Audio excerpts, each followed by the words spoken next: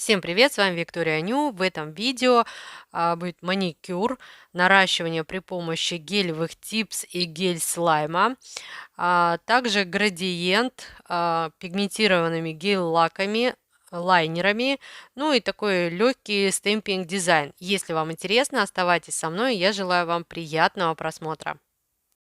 Вот такой вот у меня исходник. Тут стоит сказать то, что на моих ноготках уже больше года не было абсолютно никакого покрытия. При помощи апельсиновой палочки я приподнимаю кутикулу. В некоторых местах птериги очень сильно разросся, поэтому именно апельсиновой палочкой было сделать это немножко проблематично. Себе в помощнице я взяла фрезу почка. Она помогла мне расчистить подкутикульный карман, боковые пазухи и немного зашлифовать боковые валики. Моим рукам явно не хватало ухода, кутикула сухая. На этапе зачистки от птериги я даже вот в каких-то местах она просто крошилась. Для среза кутикулы можно было бы взять фрезу шар, но просто я подумала то, что от фрезы будет еще больше шелушинок, так как кожа сухая, поэтому я взяла твизеры и срезала кутикулу твизерами. Наращивание решила сделать на гелевые типсы от компании Foxy. В первой коробочке у меня формы квадрат короткие, а во второй коробочке форма балерина. Это ультратонкие гелевые матовые типсы для экспресс-наращивания. Удобно то, что на каждом типсе есть номер. Правда, его не очень хорошо видно, нужно найти наилучший угол обзора. В каждом боксе 130 типс и 13 размеров от 0 до 12. 13 размер находится в таком пластиковом съемном боксе. На мой взгляд, довольно хороший размерный ряд. Вообще, это первое мое наращивание на гелевые типсы. До этого никогда не работала с этим материалом. Хочу сказать огромное спасибо девочкам-блогерам, которые снимают видео. Благодаря им, ну, чисто теоретически понимала, что и как нужно делать. Ну, конечно же, не знала, что у меня в итоге может получиться. Многие показывают, как это легко и быстро. Ну, конечно же, мне самой захотелось это все попробовать. Кстати, эти типсы у линии кутикулы еще тоньше, а у линии свободного края они так немного поплотнее. Подобрать типсы по размеру было несложно. Главное, я смотрела, чтобы типс перекрывал мои точки в роста. В процессе примерки я прижимала типс плотно у линии кутикулы. Так как мои родные ноготки растут вниз, я понимала, что между типсом и свободным краем родного ноготка будет воздушный такой кармашек, который нужно будет заполнить материалом. Проще говоря, для меня было важно при установке типса плотно у кутикулы точки вроста, чтобы типс все равно перекрывал. В моем случае ступеньки под типсами не избежать. Ну, в принципе, такая же история у меня и с верхними формами. Именно поэтому я решила наращивать не на гель-базу, а на гель-слайм. Слайм-гель у меня от компании Art Studio. На тот момент для меня он был абсолютно непонятным, неизвестным. Я впервые столкнулась с такой консистенцией. Сам гель прозрачный, и по консистенции это, знаете, что-то между гель-пластилином и жвачкой. То есть из данного геля можно даже что-то слепить. Кстати, к рукам он особо не липнет. Ну и либо при необходимости или при желании можно его вытянуть в такой тонкий жгутик. Но прежде чем приступить к наращиванию, нужно подготовить ногтевые пластины. Они у меня были глянцевые, пилочкой 180 грит я вот так вот слегка царапаю, ну, матирую, можно сказать, ноготок. Базу буду использовать также от компании Art Studio. Это пластичная база Latex Base. Базу наношу тонким слоем, без какого-либо выравнивания. Ну и следующим этапом подготавливаю типсы, обезжириваю их и на зону прилегания наношу праймер. И тут на самом деле моя ошибка. Нужно было сначала полностью подготовить типсы к наращиванию, а уже потом наносить базу. Прямо из баночки типсом цепляю слайм-гель. На тот момент я еще не знала, какое количество геля мне нужно набрать. Ну так вот, знаете, на глаз. Затем пальцем немного распределяю гель по типсу. Делать это удобно, комфортно. Гель абсолютно спокойно принимает нужную форму. И вот по большому счету уже на этом этапе можно понять, достаточно материала на типсе или добавить. Ну а теперь все самое интересное. Устанавливаю типс и плотно прижимаю его к ноготку. Особое давление у линии кутикулы. Причем в момент прижатия я немного сдвигаю типс ближе к кутикуле. И тут я сама не поверила тому, что произошло. Неужели вот все на этом, да? То есть как бы наращивание, можно сказать, закончено.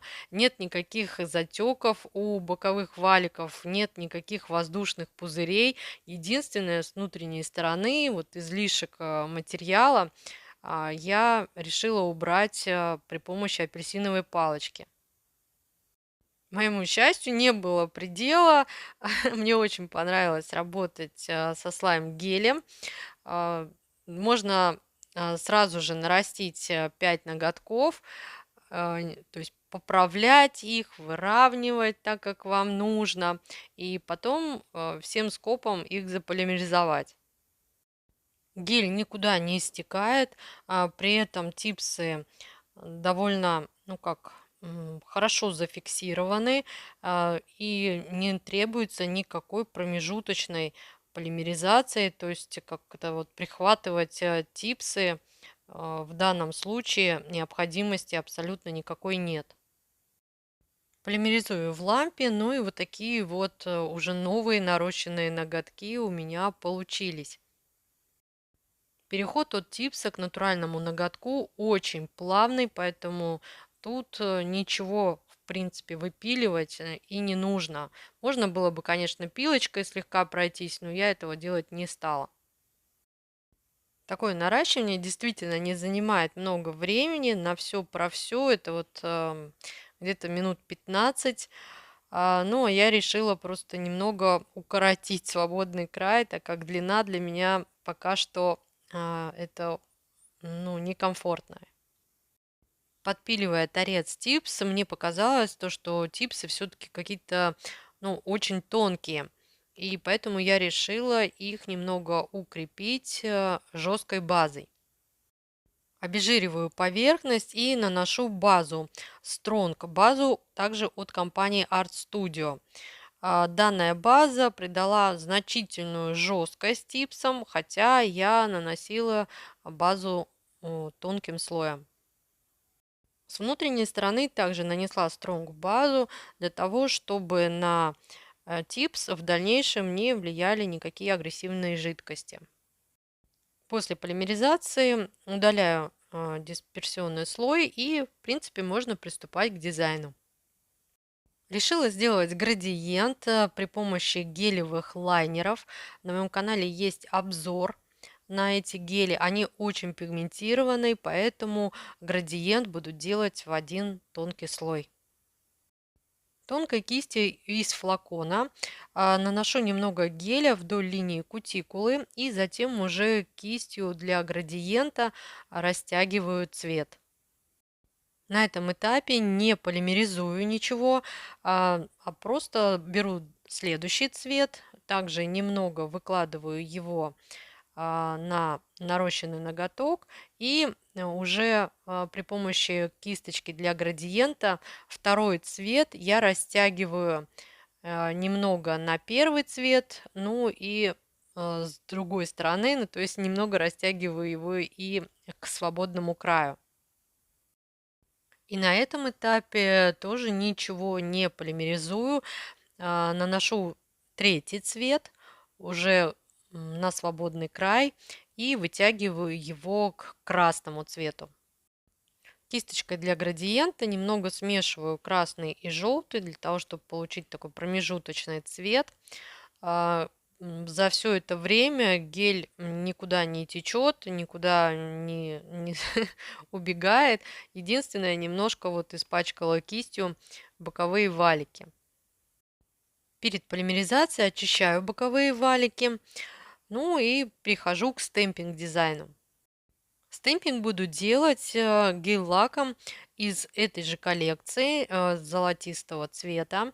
Ну, просто решила отпечатать такие осенние типа листочки. Дизайн простой, эффектно он смотрится, конечно же, только за счет градиента. Ну, а так как стемпинг я делала гель-лаками, а не обычными лаками для стемпинга, поэтому закреплять дизайн, стемпинг-дизайн я буду просто перекрыв его топом. Это флекси-топ от компании Dance Legend by Юлия Белей. Конечно же, на тот момент я не знала, как будет держаться такое наращивание. К тому же я очень долгое время ходила с коротышами, а тут все-таки какая-никакая длина. И, если честно, первую неделю я просто постоянно билась ногтями обо что-то и цеплялась. Для себя я отметила, что при наращивании на гелевые типсы лучше избегать каких-то объемных дизайнов, так как это заметно прибавляет толщины, и потом это все нужно будет изнутри спиливать. На правой руке никакого дизайна перекрывающего я делать не стала, так как хотела посмотреть вообще, как этот материал будет вести себя в носке, не будут ли появляться отслойки. В итоге через 3 недели все нарощенные ноготки на месте. Единственное, я немного укорачивала еще длину, потому что мне было все-таки не совсем удобно, не комфортно с такими ноготками ходить. При этом, ну вот уголки, они сами по себе, они как-то ну, стирались. И длину я также еще и укорачивала. На правой руке все намного хуже, но эта рука у меня была, скажем так, экспериментальная. Тем не менее, вот сами видите, ни на одном ногтевом ложе, ну вот каких-то явных отслоек не видно. Гель-слайм на 100% справился со своей задачей. Гелевые типсы держались на моей ногтевой пластине отлично. В целом такой способ наращивания мне понравился, несмотря на ошибки. Конечно же, в дальнейшем просто их нужно будет учесть и исправить. Ну вот в плане, конечно, самого наращивания все было действительно быстро и легко. Но вот при снятии материала я столкнулась с такой небольшой сложностью. Дело в том, что спилить фрезером этот материал было немножко непривычно. Не могу сказать, что это было прям проблемой, тем не менее, времени у меня ушло ну вот, больше, да, на снятие материала. Хотя, может быть, это из-за того, что я уже очень давно этим не занималась. Все дело в том, что гель-слайм я, можно сказать, чувствовала под фрезой. То есть, когда его спиливаешь что-то как будто мягкое, то есть и, хотя он прозрачный, но он чувствуется. То есть в любом случае тут очень сложно ошибиться. Фреза, она как будто бы немного зарывается, да, то есть руку нужно действительно хороший упор для руки, и фрезу нужно вести уверенно, иначе, ну, то есть, ну вот я говорю, складывается такое впечатление, что вот фреза как будто сейчас вот куда-нибудь там углубится. По большей части гель-слайм спиливается именно такими большими крупными фрагментами, но несмотря на то, что снятие у меня заняло больше времени, мне очень понравилось то, что у меня не было действительно ни одной отслойки, и это здорово. Ну что ж, вот такое видео у меня в итоге получилось. Если я была для вас хоть чем-то полезна, пожалуйста, поддержите меня пальчиком вверх. Ну а я, как всегда, желаю вам всего самого наилучшего. До скорых встреч!